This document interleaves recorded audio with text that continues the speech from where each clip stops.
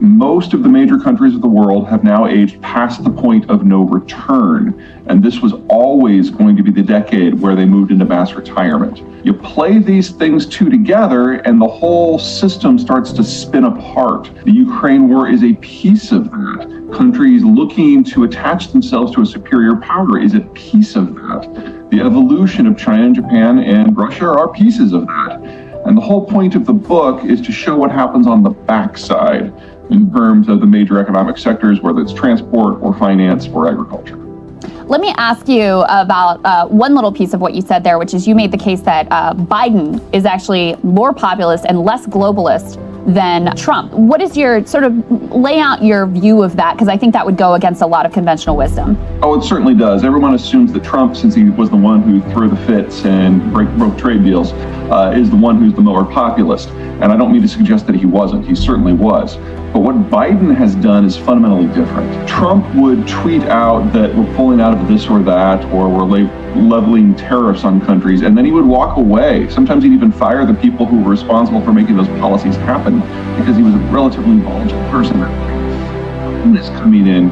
Biden is reinforcing every decision that Trump made on trade with actual code, with actual executive orders, with actual bureaucrats to enforce it.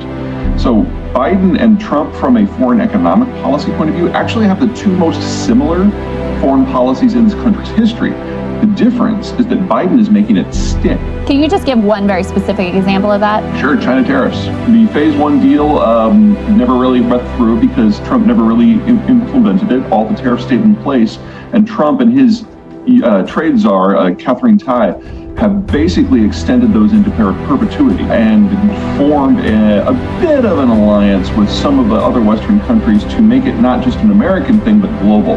And that's one of the reasons why companies like Huawei are facing such a catastrophic problem. Everyone assumed that as soon as the Trump administration went away, this would all just fade away. And instead, it is now fully embracing American trade law. Peter, I think one of the interesting things you said there was what the end of globalization looks like on the back end. I mean, give us a 20-year or so preview here of going forward. What can Americans see change geopolitically in their lifetimes, given the fact we've already seen such a major geopolitical change in just the last, I'd say 10 years. It's changed the landscape dramatically. It's been a really last 3 months from my point of view. But yeah, the whole book is on that topic. So for example, transport is international, safe and cheap transport is the foundation of all manufacturing supply chains, the entire global energy market, and the entire global agricultural market. There are now parts of the Black Sea that have already become a no-go zone, which have taken the world's largest wheat exporter, Russia, and the fourth largest wheat exporter, Ukraine, off the market. The Russians are having a similar problem with their fertilizer because it is exported through that same no-go zone. So we are already looking down the maw of a global wheat crisis that this year is going to, at a minimum, triple, probably quadruple wheat prices.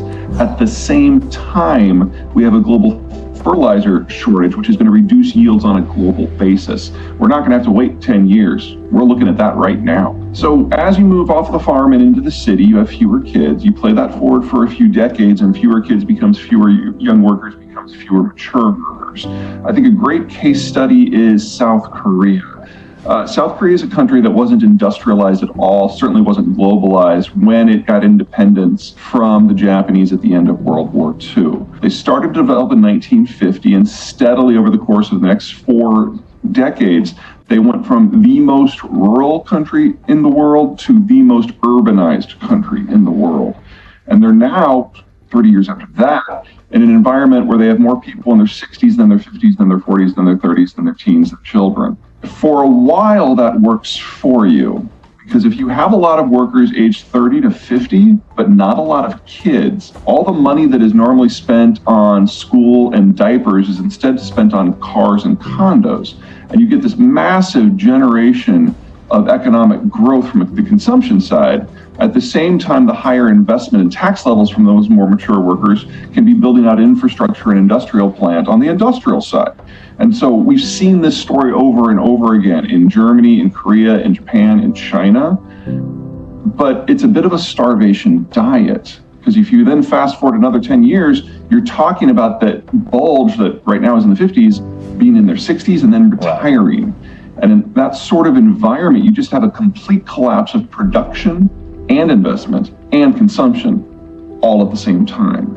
And we're now looking at about half the developing world going through that process right now. So the growth we had from roughly 1995 to roughly 2015, the fastest economic expansion in human history, was about all of them being in that magic demographic moment before they flipped. Now they're flipping. As populations decline, the capacity for them to participate in normal economic activity collapses because you have sufficient people and you're knowing that it's no longer an option for equal countries. So the model of capitalism or socialism or fascism or communism or whichever ism you happen to be a fan of, they were all designed for the market getting a little bit bigger every year, and they can't cope with a market that's in terminal decline. In terms of global affairs, if you don't have safety on the high seas, and the US is the only country that can even pretend to guarantee that, the steps that allow for modern manufacturing supply chains, the complexity that brings us the goods that we use every day, that breaks down. In that sort of environment, individual countries will feel forced, or out of a sense of opportunity, to take matters into their own hands and try to generate regional manufacturing hubs, regional spheres of influence. The problem is that the resources you need to fuel a modern, industrialized, post-globalist world are not equally spread out around the world. They're very concentrated. So oil in the Persian Gulf, cobalt in Congo, nickel in northern Russia, for example. Not everyone can reach everything. The United States should be pretty much okay because we're going to be combining the Western Hemisphere with maybe the Japanese and Southeast Asia. But for everyone else, you're looking at sharply truncated capacity to access the inputs that allow modern life to happen. So we're seeing some of this going on right now with the Ukraine war. There are a number of countries who are completely reliant on globalization to allow them to import energy. China's probably at the top of that list. And in a world where Russian crude is going offline bit by bit, that means the entire map of where crude can go is going to reshuffle. So it's probably going to look something like this.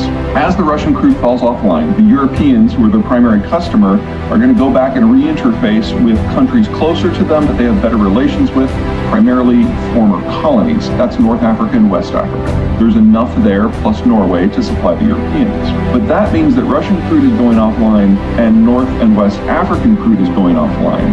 That means there's not enough left to go to East Asia. Now, the Japanese have a navy. They can reach the Western Hemisphere, work with the Americans, still get supplies in. But China can't. China's a good example of a country that's absolutely screwed from this new sort of environment. They've mined most of their own country out, and the resources that they need from further abroad are concentrated in certain footprints that the Chinese can't reach. So China and a lot of countries in the broader world will not be able to access affordable and ample energy supplies to maintain their current system.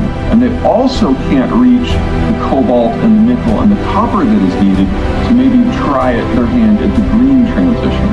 And in that sort of environment, you're not just looking at a trade breakdown in East Asia. You're in population bust. You're looking at a loss of the inputs that are necessary to maintain today's economy, much less the future one.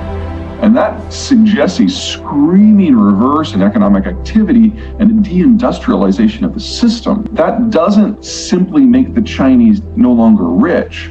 It puts the Chinese in an environment where they have to go back to subsistence rice paddy agriculture just to prevent their population from dying out. Some version of this is going to play out in large parts of the world. I'm specifically concerned with sub-Saharan Africa, North Africa, and the Middle East, a little bit in South Asia, and absolutely in Central Europe. Let's start with the demographic picture since we've already kind of established that. The one-child policy has been in place for 40 years. And that means that the Chinese are running out of 30-year-olds. That's just how math works. Anyone who suggests that the Chinese think long-term or are good at math really needs to take a closer look at their system. Also, with the more recent census data that has come out, they are now admitting grudgingly that they've overcounted their population by in excess of 100 million people. Now, the Chinese system, as of 2 years ago, before this new census data had come out, they were already the fastest aging and fastest demographically collapsing country in human history. And now with the new data, it suggests that the Chinese population will be less than half of its current size as soon as 2050. So just from a demographic point of view, this is the last decade of China as a unified nation state. They're a dead man walking. Let's go beyond that. Okay, One Belt, One Road. This is an outcome of something the Chinese do with their financial system. So we give the Fed a lot of crap for monetizing and printing currency and all that good stuff. And on average, we do print a substantial amount. But the US dollar is used as the lubricant for the world's largest economy. We have another 20-odd currencies in the wider world that are linked to it, and it is the sole currency for international trade and the primary currency in terms of store of value. As such, the American increase in the money supply actually broadly correlates with those other factors combined. So do we play a little fast and loose with the rules? Sure. Will we pay for that down the road? Probably. The Chinese yuan is neither the store of value nor the currency of exchange. And yet the Chinese in any given month print 2 to 5 times as much currency as we do. Their overall money supply is over twice what ours is, and it's not internationally exchanged at all. They use that money to lubricate their systems to force capital into any company that might be able to employ people. So for us, the money supply is primarily an economic issue. For them, it's a political one, and it's treated appropriately.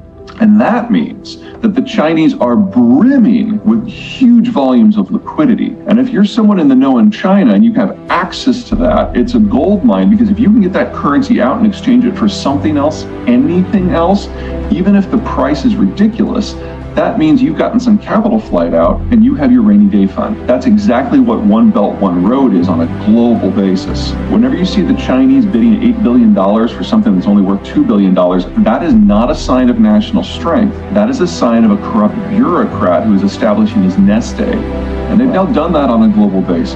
Now, there's lots of other impacts from this over-financialization, this hyper-financialization system.